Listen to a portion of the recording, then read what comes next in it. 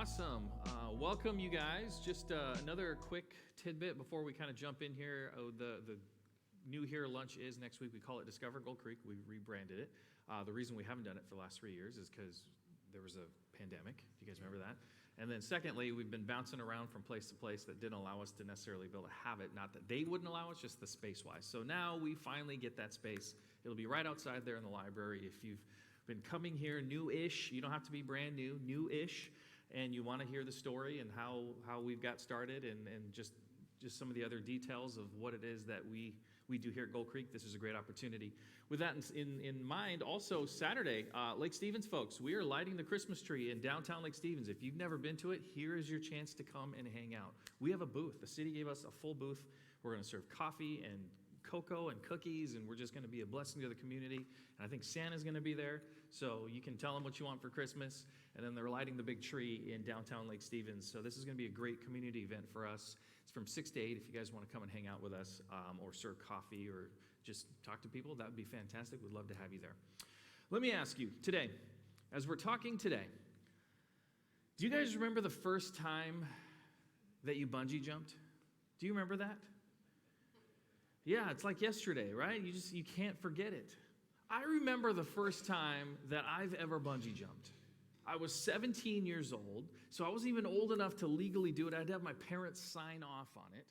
I couldn't just go and say, I want to jump off of this perfectly good platform. I had to convince my parents, first of all, because not only did they have to sign off, it was expensive. They had to pay for it.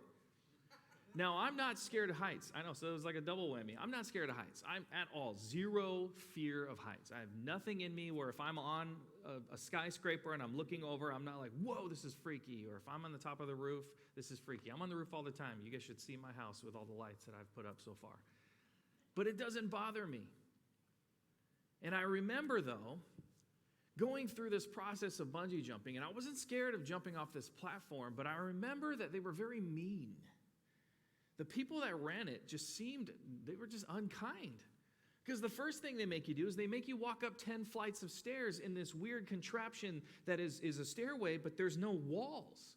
So you're watching as you're getting higher and higher, and then you start realizing, I'm actually pretty far off the ground, and now I'm 10 stories off the ground. This is we're up here.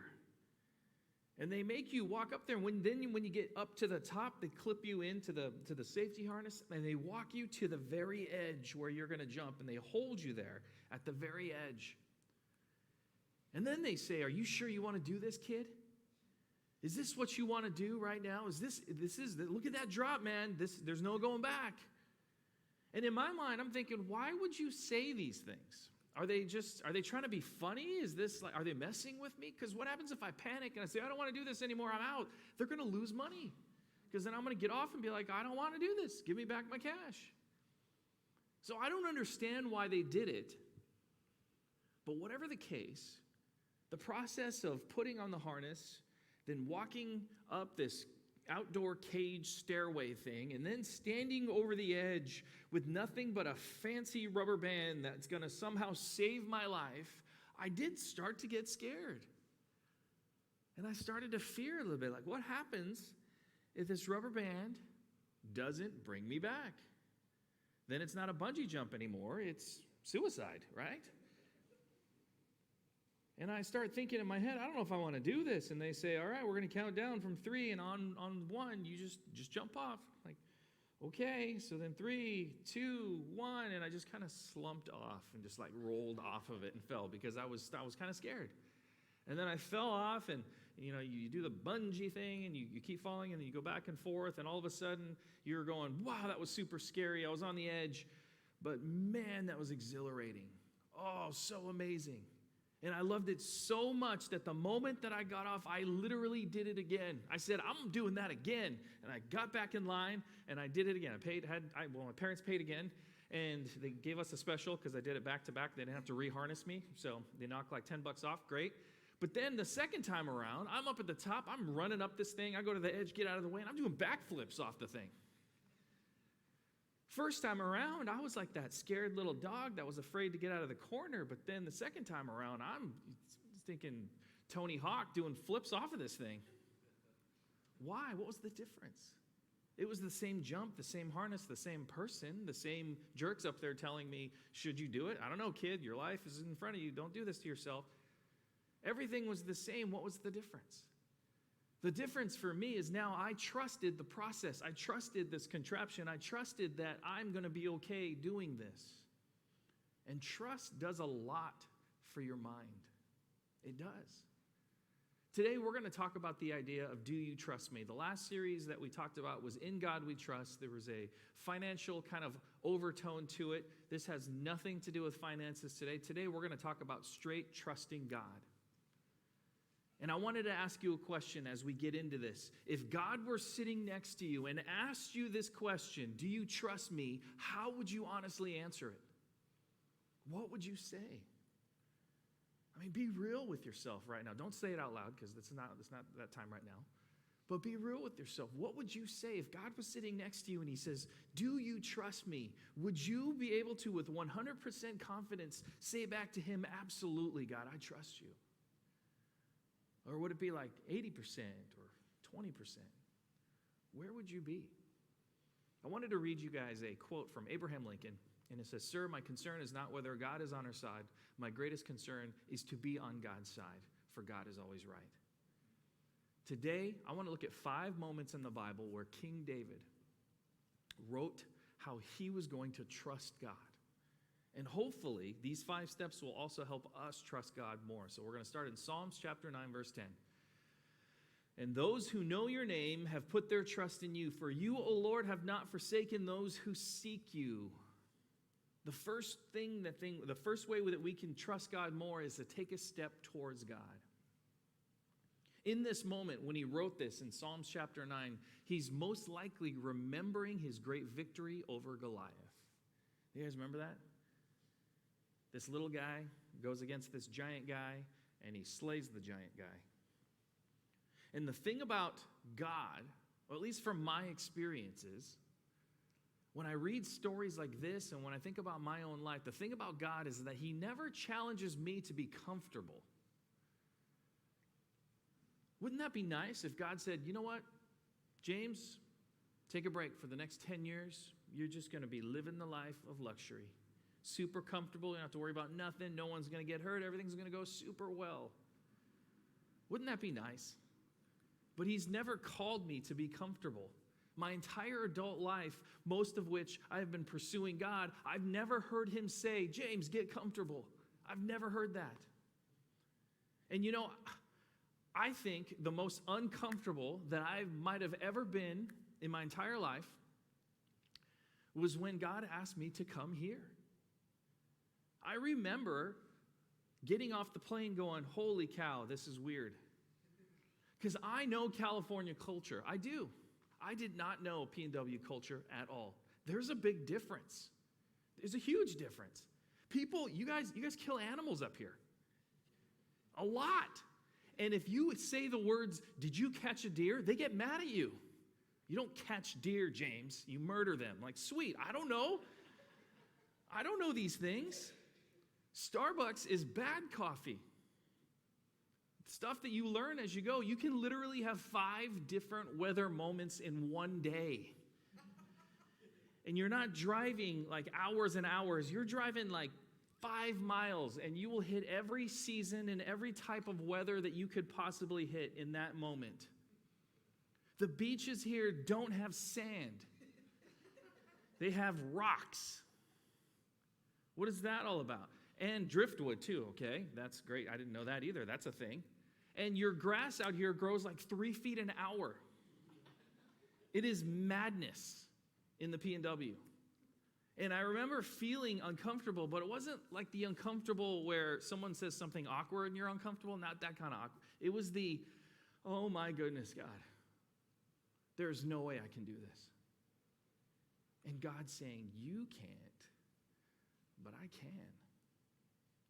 And that word from God is what my wife and I heard, and we leaned in.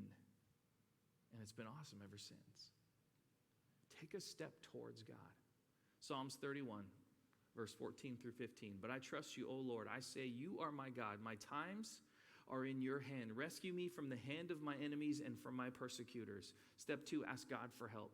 What do you think is happening right now? King David is being persecuted. He's being persecuted by Saul, who was the current king at the time. David was anointed, and Saul got super jealous and went crazy, and he chased him for no other reason than insanity and pride. And that's a tough one to accept. When you're being persecuted because the other person is just being a big fat jerk, that's a tough one. And you start to question God's hand. Where are you, God, in the middle of this? I'm being persecuted. Save me. Where are you? But again, I want you to remind me. In the Bible, remind me where it says that everything's going to go well. Remind me, if you can find it, maybe it's in a newer translation, where the disciples were killed by a pillow fight. I didn't see that in my version. Or maybe they were sleeping on a hammock on the beach and then they just died in their sleep. I didn't find that either. So in the middle of persecution, King David is writing this. God, you're going to save me. And it's hard to say this. It's hard to stop yourself from moving in this gravy train of, oh, things are bad. Oh, woe is me. And it's hard to stop that. I know it is. Especially when it seems like you had a bad day and then the next day it's even worse. And you're like, what in the heck? There's no song that says you're going to have 2 bad days in a row. All the songs say that the sun will come out tomorrow. You can tell we just watched Annie not too long ago, so it's in my head. But it was the Jamie Foxx version, so it was actually kind of catchy. But this is hard. But what if you were able to stop yourself and ask these questions? And I'm going to throw these on the screen for you. It says, what are you saying to me? What if you were able to stop in the middle of your persecution, in the middle of your where are you, God, woe is me moment? What if you were able to stop and just re-engage your brain and say, what are you saying to me, God?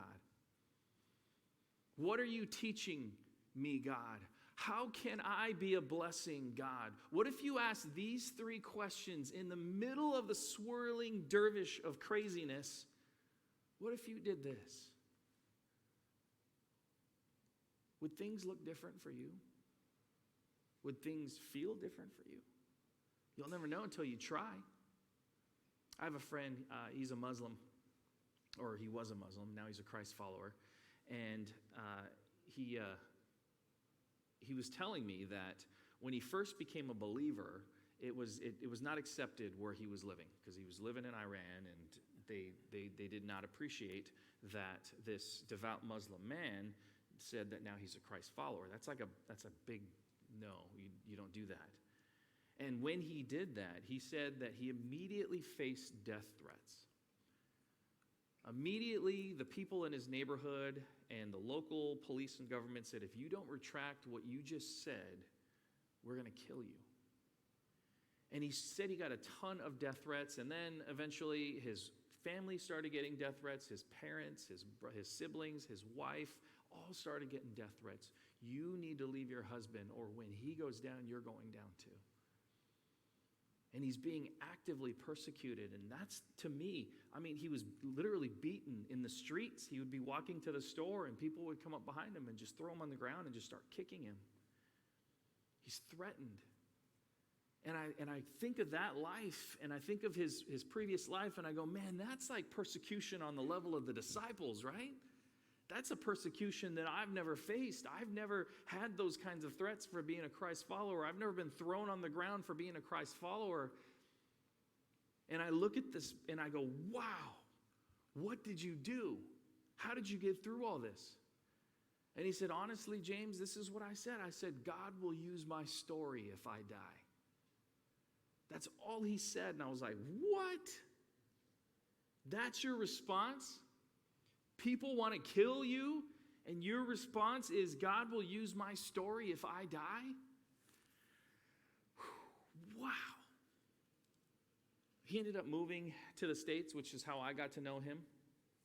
And he brought his entire family, and his mom took forever to speak to him again because she was a very devout Muslim. And eventually she started speaking to him again, and then she started going to church with him, which is really awesome. And she still hasn't become a believer, but she's making the steps, I think. And in that moment, his entire family, other than his mom and his father, has passed. But his mom had become a believer. And it's just like you hear the story and you just go, wow. What happens when you ask God for help? It's hard. But what if you can see yourself asking those questions that I posed earlier? What are you saying, God? What are you trying to teach me, God? And how can I bless others, God? How would that change the way that you think? Let's keep moving on. Psalms 118, verse 8. It is better to take refuge in the Lord than to trust in man. Step 3, trust that God will not fail. Now this is written, and I'm kind of giving you a timeline of David's life here. This was written after he was made ruler over the entire kingdom. King Saul is now dead. He was shot by an accidental arrow, which is hilarious, and he just slumped over and died by himself. And King David is now anointed as the ruler of all of Jerusalem. Do you remember when David was in the cave and he had a chance to kill Saul? Do you guys remember reading about that in the story? He's in the cave. He's running from Saul. He's being persecuted. He's hiding in a cave with 300 of his outlaw men. He's like Robin Hood, right, except for the stealing and giving to the poor business. But he was running from the law, and he's hiding in this cave. And King Saul randomly picks this cave. He's chasing him to do what? To use the bathroom. So he goes into this cave, and he's standing there, and his guys are probably like, what is happening? He doesn't see us. David, take care of business right now. Here's your chance. Do what you need to do. You're righteous to take his life. It is not going to get any easier than this. He's literally peeing right there. Just take him out. I want to go home, David. Do what you need to do right here. No one will be mad at you. You'll be the king that is anointed for everyone or for the entire region. You'll be fine. Do it. And what does David do? He says, no. I trust God. I trust that God has Saul here for a reason other than killing me. I trust that God will walk before this entire situation. I trust that God will figure things out for us. I am not going to be the person that walks before God. I'm going to follow God. And that's hard to do. When everything inside of you says, take control of the situation. Here is your chance. This crazy man who's been chasing you and threatening you for no other reason than insanity and pride, you have an opportunity. You're half king right now. You've been anointed over half of the kingdom. You can do this. And he chooses not to.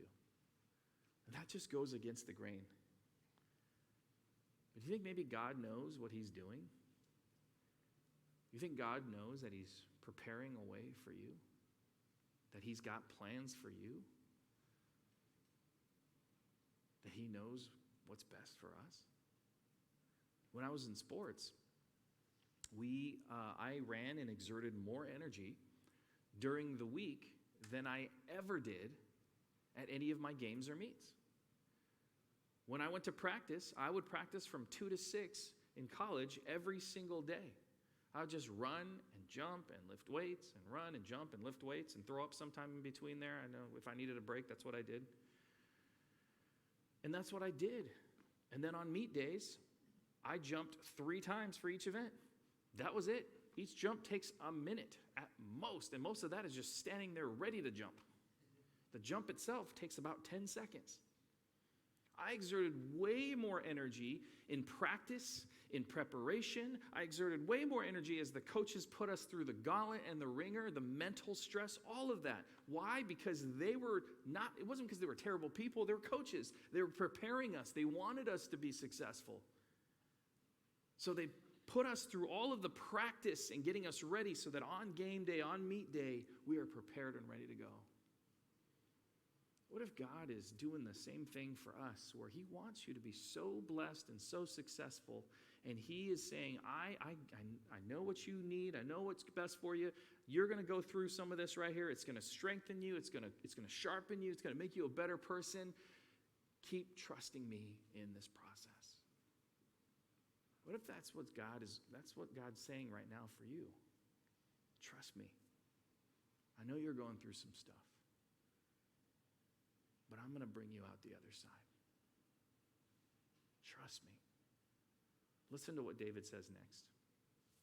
Psalms chapter 56, verse 3. When I am afraid, I put my trust in you. In God, whose word I praise. In God, I trust.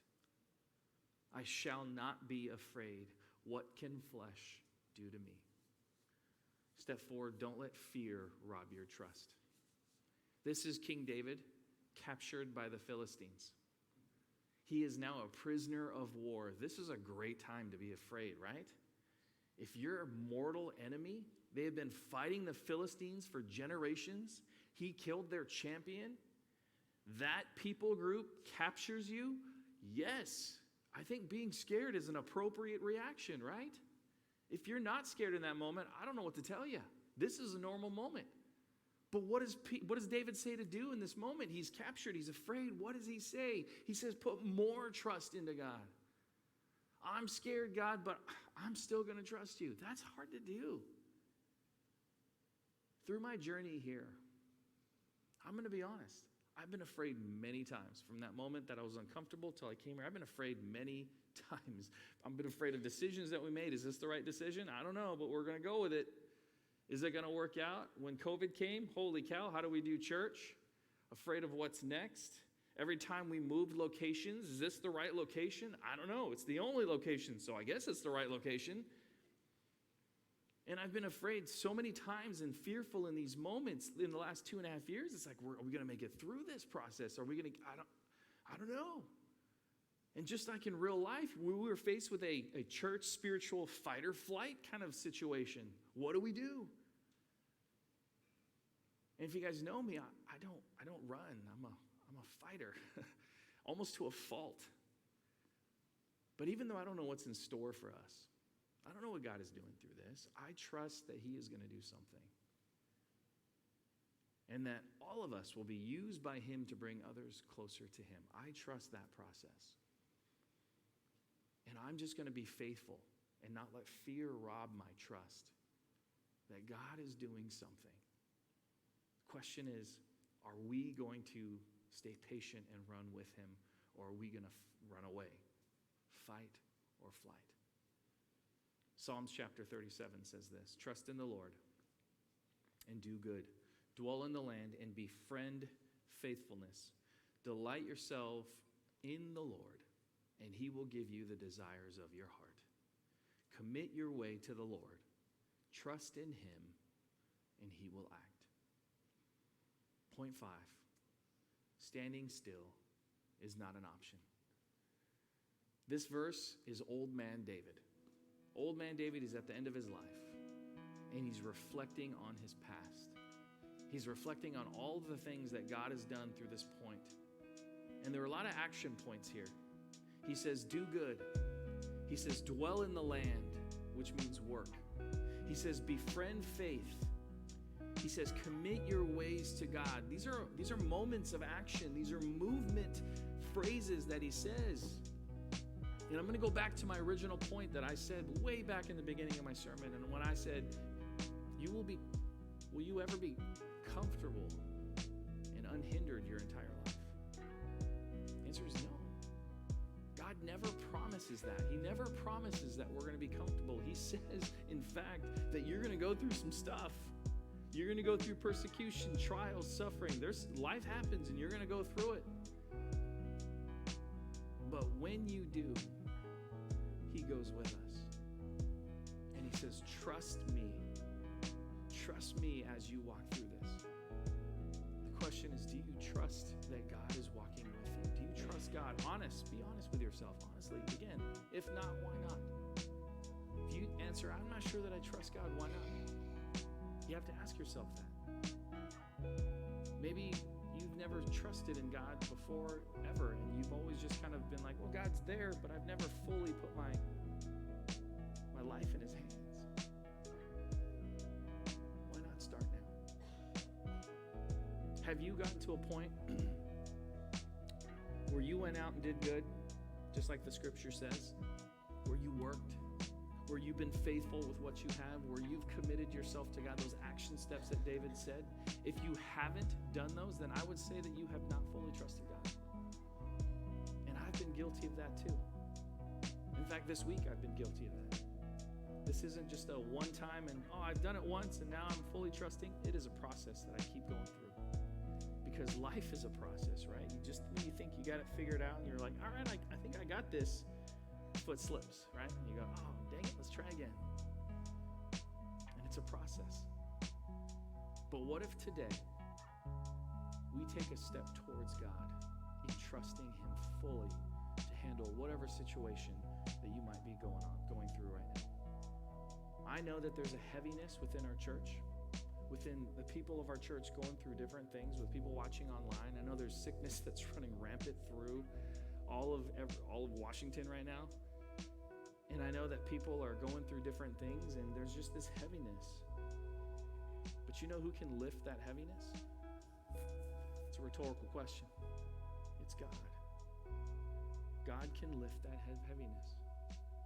And He says that He is going to be with us and walk with us and stand with us. But we have to let Him. So this is what I want to do. This is how I want to close. We're out a little bit earlier today. And that's okay, because I think my voice is losing. So I'm going to have to start over and hopefully get it back by second service. But this is what I want to do.